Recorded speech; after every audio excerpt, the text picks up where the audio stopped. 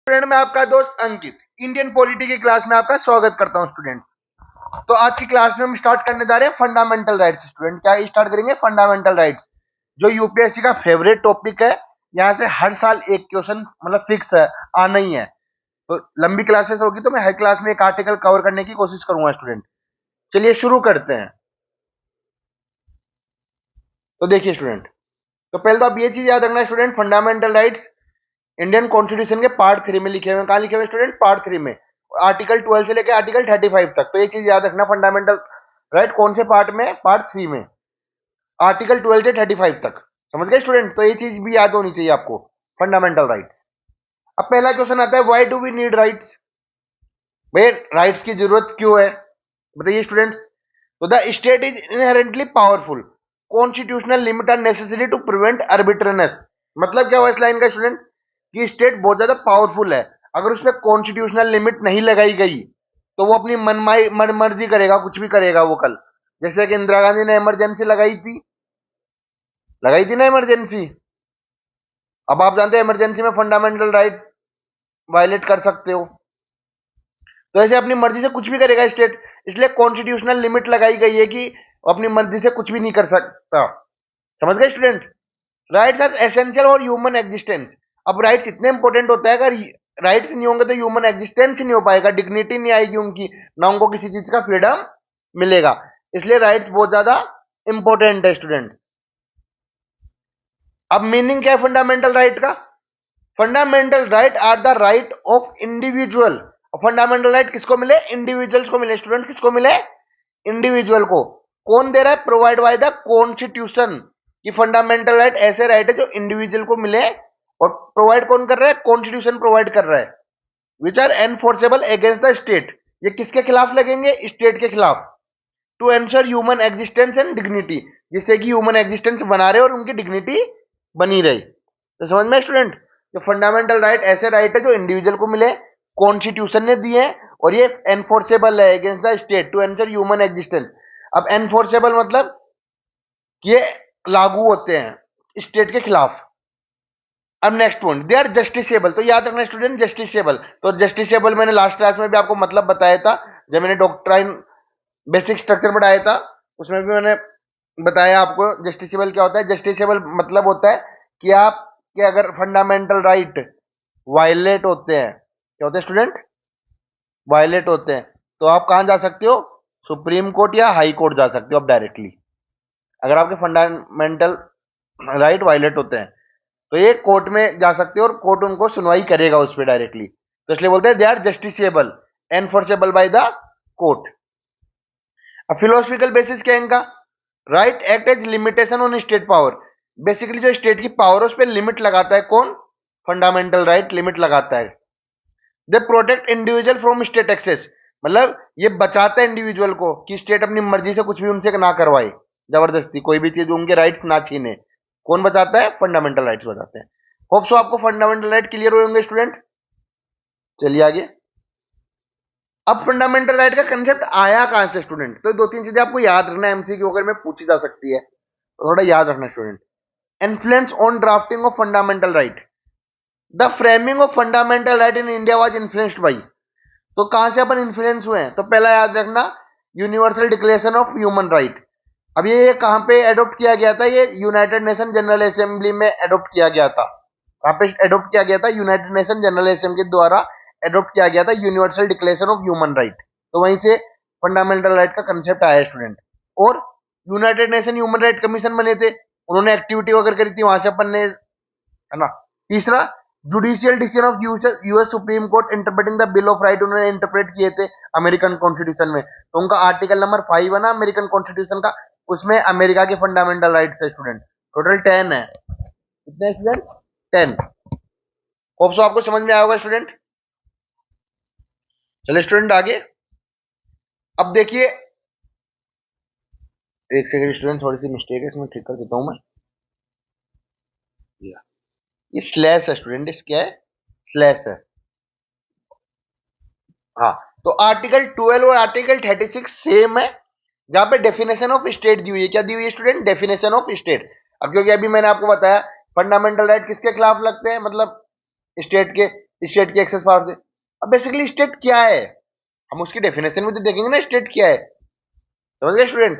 जो स्टेट आपको मैंने इतनी देर से पढ़ाया, जैसे यहाँ पे देखिए स्टूडेंट, ये देखिए, provided by the constitution which enforce against the state, यहाँ पे भी स्टेट पावर स्टेट।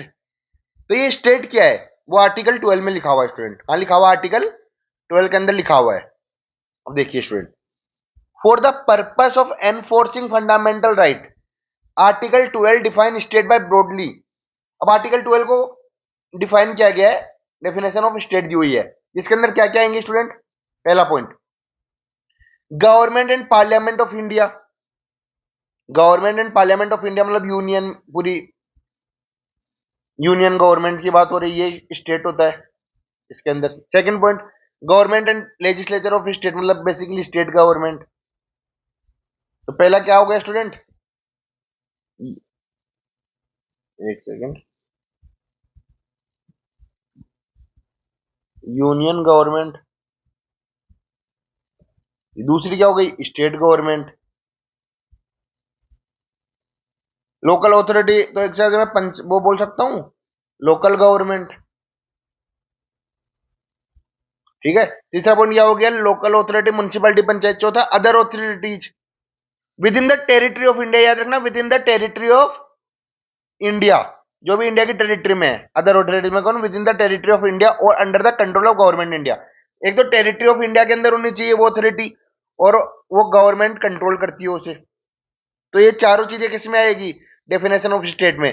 तो एमसीक्यू आ भी चुका है, मैं आपको एमसीक्यू की क्लास में करवाऊंगा वो, यहां से भी क्वेश्चन यूपीएससी ने पूछ चुका है student. This expensive definition ensure that fundamental right can be enforce against all form of public power, not just traditional government body. कोई सिर्फ एक गवर्नमेंट बॉडीज के लिए नहीं है, पब्लिक पावर के लिए है, मतलब इनसे बचाना है। क्योंकि आप जानते हो गवर्नमेंट ऑफ इंडिया कानून बनाती है, यूनियन गवर्नमेंट, तो वो कोई भी कानून बनाएगी तो वो फंडामेंटल राइट को वायलेट नहीं कर सकते हैं। अगर करेंगे तो आप कहां जा सकते हो? सुप्रीम कोर्ट या हाई कोर्ट आप जा सकते हो स्टूडेंट। और वही सेम स्टेट गवर्नमेंट और लोकल गवर्नमेंट भी, ऐसा कोई भी कानून नहीं बनाया जा सकता है। होप सो स्टूडेंट आपको क्लियर होगी चीजें। चलिए स्टूडेंट, लास्ट पॉइंट आज का देखिए स्टूडेंट। अब नेक्स्ट क्वेश्चन एक आता है, मतलब बच्चों के दिमाग में काफी क्वेश्चन आता है ये वाला, कि शुड जुडिशरी एज स्टेट, या जुडिशरी भी स्टेट के अंदर आती है क्या? मतलब बड़ा अच्छा क्वेश्चन है, सोच के देखिए कि जुडिशरी क्या स्टेट है? क्योंकि मैंने तो स्टेट में बता दिया, union government, state government, local government, या within the territory of India और कंट्रोलिंग बाय द गवर्नमेंट, वो स्टेट होती है। तो क्या जुडिशरी भी स्टेट है क्या? अच्छा क्वेश्चन है ना स्टूडेंट, देखिए। तो देखिए इसका right answer, when judiciary perform judicial role it is not a state. जब भी जुडिशरी जुडिशियल रोल करेगी, जुडिशियल रोल मतलब कोई भी, मतलब एक तरह से फैसला सुनाएगी, कोई भी जजमेंट सुनाएगी, तो उस टाइम पे वो स्टेट नहीं होगी। क्या नहीं होगी? स्टेट। उस टाइम पे वो स्टेट नहीं होगी। Judiciary is not consider state when it perform judicial duty. जब भी वो जुडिशियल ड्यूटी करेगी तो उसको स्टेट नहीं माना जाएगा। याद रखना student. When judiciary perform non judicial administration, और जब जुडिशरी नॉन जुडिशियल एडमिनिस्ट्रेशन करेगी तो वो स्टेट कहलाएगी। क्या कहलाएगी? स्टेट कहलाएगी। अब आपका क्वेश्चन आएगा कि नॉन जुडिशियल एडमिनिस्ट्रेशन क्या होता है, एक्टिविटी क्या होती है नॉन जुडिशियल? तो नॉन जुडिशियल एडमिनिस्ट्रेशन या एक्टिविटी बेसिकली कुछ और नहीं होती। जैसे आप जानते हो कि प्रेसिडेंट, प्राइम मिनिस्टर, इनको ओथ दिलाने का काम किया जाता है। तो प्रेसिडेंट को ओथ कौन दिलवाता है? सीजीआई दिलवाता है। तो वो एक एडमिनिस्ट्रेशन ड्यूटी हो गई, तो उस टाइम पे वो एज ए स्टेट काम करेगी। Judiciary is considered state when performing non judicial administration. Example के CJI take oath on office from President. तो प्रेसिडेंट को ओथ कौन दिलवाता है? CJI, Chief Justice of India. एक सीजीआई मतलब Chief Justice of India, Chief Justice of India को oath दिलवाते हैं स्टूडेंट। समझ में आ गया? तो जुडिशियल रोल करेगी तो ये स्टेट नहीं होगी, और जब नॉन जुडिशियल एडमिनिस्ट्रेशन करेगी तो स्टेट कहलाएगी। होप सो आपको समझ में आ रहा होगा स्टूडेंट। चलिए, other purely private bodies not a state. याद रखना, जो भी प्राइवेट बॉडी है प्योरली, वो स्टेट नहीं है, उनके ऊपर फंडामेंटल राइट लागू नहीं होते हैं स्टूडेंट। समझ गए स्टूडेंट? कोई भी प्राइवेट बॉडी हो, when some private organization perform duty of state then it consider।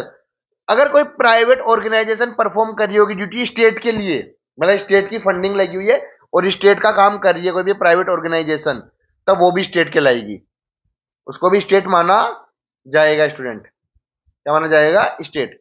When some private organisation perform duty of state then it considered a state. Writ apply only to the state. और writ apply किस पे होता है? Only states पे।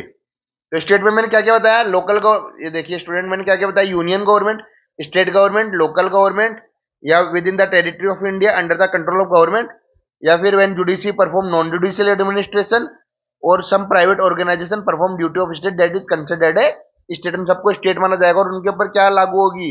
Writ apply होगी। क्या होगी? Writ. तो रिट की क्लास में मैं रिट भी डिटेल में पढ़ाऊंगा स्टूडेंट। तो होप सो आपको ये चीज समझ में आई होगी। तो आज हमने बेसिक फंडामेंटल राइट की क्लास 1 करी है।